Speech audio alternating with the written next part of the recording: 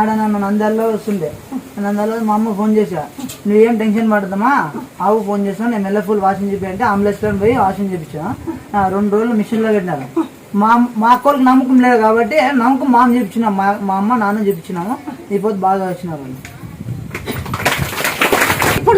ఇప్పుడు 2.5 ఇంచులు పడినాము, ఒక్కతను 3 ఇంచులు పడింది. అతను ఈడే లేదు, అతను ఈడే ఉంది. ఇది ఒక్కతను 3 ఇంచులు పడింది, ఈడే లేదు. 2 ఇంచుల పైన పడింది, ఈడే ఉంది. మా అమ్మ ఆ రోజు ఈడే తీసుకొని వచ్చి చూపించినాము. మా ఊళ్ళకి పడినా ఇంతకు ముందు నమ్మకం నానే చెప్పించింది, పడింది ఈడే లేదు.